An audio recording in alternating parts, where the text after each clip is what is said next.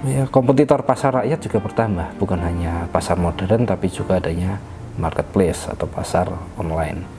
Tapi masyarakat juga tetap memilih pasar sebagai tempat untuk berbelanja. Intinya kedua platform itu adalah fasilitas belanja online bagi masyarakat untuk bisa berbelanja di Pasar Kolombo dan Pasar Sambiliki. Di desa ini produk unggulannya ini loh, yang itu terwujud secara konkret di dalam display di pasar.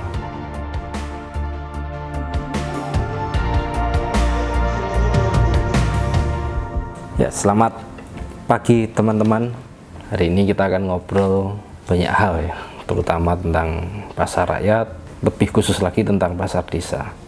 Dalam Undang-Undang Perdagangan, istilah pasar tradisional yang dulu kita kenal telah diubah menjadi pasar rakyat, yang sebenarnya secara pengertian juga sama. Dalam rilis BPS di tahun 2018, saat ini di Indonesia punya 14.000 lebih pasar, baik yang dikelola oleh kabupaten maupun oleh desa. Kondisi itu menunjukkan jika pasar memiliki fungsi yang strategis dalam perekonomian Indonesia. Dengan jumlah pasar yang sedemikian besar, 14.000 lebih, tentunya menjadi salah satu sarana distribusi dan juga jual beli di tengah masyarakat kita.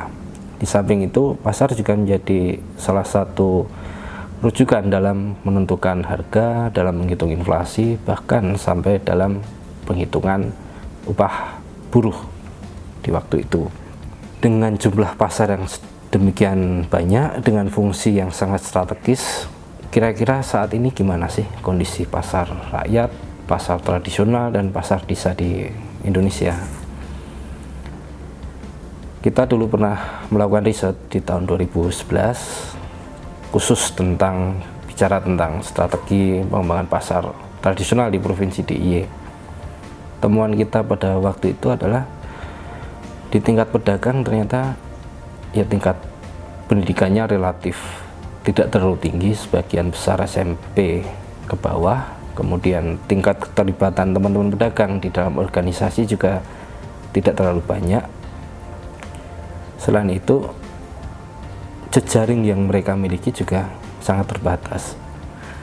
Hal itu yang kemudian juga menjadikan proses pengembangan pasar menjadi sedikit terhambat. Di tahun 2012, untuk menyikapi temuan itu, kita bikin sebuah program kecil yang disebut Sekolah Pasar. Waktu itu gagasannya adalah bagaimana melakukan pengembangan pengetahuan di tingkat pasar, baik kepada pedagang, kepada konsumen, maupun kepada supplier. Pelan-pelan kita ajak pedagang untuk diskusi tentang pasarnya, tentang bagaimana mengembangkan pasarnya, yang tujuan akhirnya adalah bagaimana bisa menciptakan sebuah tata kelola pasar yang sifatnya lebih demokratis, banyak melibatkan pedagang dalam pengambilan keputusan, yang harapannya akan semakin memajukan pasar yang berujung pada kesejahteraan pedagang yang meningkat. Dengan 12 juta orang yang beraktivitas di pasar rakyat, entah itu pedagang, supplier, buruh gendong, macam-macam, menjadikan pasar sebagai sektor kedua terbesar setelah sektor pertanian dalam menyerap tenaga kerja. Hal seperti ini mestinya juga menjadi perhatian dari pemerintah untuk terus-menerus mengembangkan pasar, bukan hanya aspek bangunannya, aspek fisiknya, tapi juga aspek pengetahuan sumber daya manusia pedagang dan aspek kelembagaan dalam pedagang itu sendiri. Kami selama ini mencoba mengurai atau memilah bagaimana cara memulai dalam pengembangan pasar rakyat. Kita mengenal setidaknya 3 modal dalam pengembangan pasar rakyat. Itu modal intelektual, modal institusional, dan modal material. Modal intelektual adalah yang terkait dengan sumber daya manusia pedagang, bagaimana pengetahuan mereka dalam berdagang, dalam hal-hal teknis terkait perdagangan. Yang berikutnya modal kelembagaan adalah bagaimana fungsi strategis dari kelembagaan pedagang, baik paguyuban maupun organisasi-organisasi lain untuk memfasilitasi kemajuan pasar. Aspek ketiga yaitu material, isinya hal yang sifatnya lebih fisikal seperti infrastruktur, bangunan, uang, dan teknologi dan sebagainya. Nah, dari ketiga aspek itu kita selama ini mulainya melalui aspek intelektual, sebuah aspek yang kami percaya akan menjadi dasar bagi pengembangan pasar rakyat. Semakin pedagang itu memiliki kesadaran tentang pentingnya pasar bagi mereka, tentang pentingnya pengetahuan terkait pasar dan perdagangan, maka semakin meningkat juga potensi pengembangan pasar. Setelah aspek intelektual, aspek pengembangan sumber daya manusia itu cukup tuntas dikerjakan, kita kemudian beranjak ke arah pengembangan aspek kelembagaan. Kita bisa bicara tentang penguatan paguyuban pedagang pasar, bisa bicara tentang mungkin ada koperasi atau prakoperasi. Setelah itu kita bicara tentang apa sih bisnis yang akan dikerjakan oleh kelembagaan itu. Nah, kami selama ini sudah mencoba menginisiasi setidaknya di 10 pasar, dari DIY, Jateng, dan Jawa Timur. Selain itu kita juga melakukan riset tentang pasar di DIY juga, di Sumatera Barat, di Papua. Para pedagang dan pemangku kepentingan di sana kurang lebih menyepakati bahwa memang hal-hal seperti itu yang perlu dikembangkan. Saat ini di beberapa pasar kami sudah mencoba mengembangkan sampai aspek materialnya, terutama di aspek digitalisasi pasarnya. Di pasar kabupaten kami punya pasar Samblegi yang selama ini kami dampingi. Di tahun ini kita membuat pasar samblegi.id. Nanti teman-teman bisa cek apa isinya pasar samblegi.id. Untuk pasar desa kami mendampingi juga pasar Kolombo, Kelurahan Condong Catur, Kabupaten Sleman. Kita juga membuatkan pasar kolombo.id. Intinya kedua platform itu adalah fasilitas belanja online bagi masyarakat untuk bisa berbelanja di pasar Kolombo dan pasar Samblegi. Nah, latar belakang kenapa kemudian ide itu muncul di tahun 2020 ini, kita menghadapi pandemi COVID-19 yang kemudian memberikan dampak luar biasa terhadap kehidupan, termasuk juga di pasar. Kalau kita main ke pasar, di pasar Keranggan, di pasar manapun, baik Samblegi maupun Kolombo, jam 9, jam 10 itu sudah sepi pasarnya.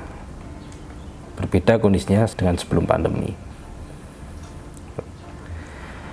Di sisi lain ada sebuah riset rilis dari Kata Data yang mengatakan kalau meskipun kondisi pandemi, meskipun pasar juga disinyalir menjadi salah satu tempat penyebaran virus, tapi masyarakat juga tetap memilih pasar sebagai tempat untuk berbelanja, dan memilihnya pun mereka memilih belanja dengan datang ke pasar, tetap dengan mekanisme offline. Nah, hal-hal ini perlu kita sikapi. Nah, oleh karena itu kami mencoba menawarkan dua platform itu untuk memfasilitasi baik pasar maupun pelanggan agar tetap bisa berbelanja dengan menggunakan fasilitas belanja online, dengan tujuan supaya sama-sama aman, penyebaran virusnya bisa berkurang, kita bisa berkontribusi dalam pencegahan penularan virus. Yang kedua, tentunya ya bagaimanapun pasar tradisional atau pasar rakyat ini menghadapi tantangan yang semakin beragam. Kalau isu di 5 atau 10 tahun yang lalu, tantangan yang dihadapi pasar rakyat itu adalah adanya atau maraknya pasar-pasar modern baik skala hiper sampai mini yang masuk sampai ke pelosok-pelosok. Belakangan juga ya, kompetitor pasar rakyat juga bertambah, bukan hanya pasar modern tapi juga adanya marketplace atau pasar online. Nah, keberadaan berbagai macam tantangan itu harus kita lihat, harus kita sikapi dengan tepat agar pasar rakyat atau pasar desa bisa tetap lestari, bisa tetap ya bertahan, bahkan mungkin berkembang dengan mengamati atau memperhatikan perkembangan zaman. Orang mungkin sebenarnya pengen belanja ke pasar, tapi mereka nggak punya waktu lagi karena pagi-pagi harus berangkat kerja, pulang kerja sudah sore, yang pasar rakyat rata-rata sudah tutup. Nah, kita perlu juga memfasilitasi orang-orang seperti itu, calon-calon pelanggan seperti itu yang sebenarnya punya keinginan untuk belanja di pasar rakyat, hanya terbatas, terkendala dengan waktu dan macam-macamnya. Pasar yang berfungsi sebagai jalur distribusi dan sekaligus sebagai tempat jual beli, tentunya di masyarakat kita tetap akan mendapatkan tempatnya sampai mungkin nggak tahu, mungkin bisa jadi selamanya, tinggal bagaimana kita bisa mempertahankan itu. Apalagi kalau kita bicara konteks pasar dalam isu desa, banyak sekali ya desa yang memiliki pasar desa atau pasar yang dikelola oleh desa. Dengan adanya undang-undang desa, maka pemerintah desa atau kalau di DIY disebut dengan pemerintahan kelurahan memiliki peran yang strategis untuk mengembangkan pasar yang ada di wilayahnya. Pasar desa seandainya bisa dikelola dengan baik, maka dia akan mampu menjalankan fungsi sebagai pengungkit, pendorong kemajuan desanya. Karena bagaimanapun di pasar itu akan bertemu banyak orang, produsen ketemu di situ, pedagang ketemu di situ, bahkan konsumen juga ketemu di situ. Di satu tempat itu berkumpul banyak orang yang ya dia akan menjadi tempat yang sangat strategis untuk mendisplay setidaknya produk-produk unggulan desa misalnya.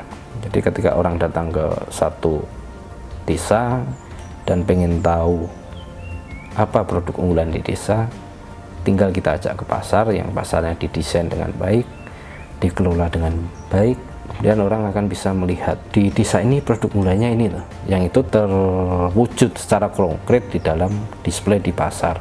Di sisi lain, pasar desa juga akan memiliki fungsi yang sangat strategis, misalnya sebagai salah satu tempat dropping atau tempat kulakan bagi toko-toko kelontong yang ada di satu desa itu.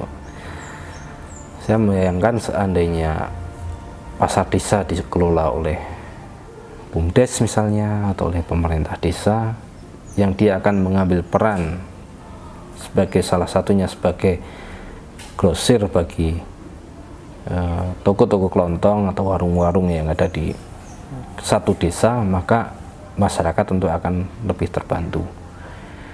Karena dengan adanya grosir, maka ya pengadaan barang di satu desa akan langsung dikelola oleh pasar desa. Misalnya satu desa dihitung kebutuhan satu produk tertentu dalam satu hari itu berapa, ya sudah, produk itu kemudian dikulak atau dibeli secara kolektif oleh pasar desa.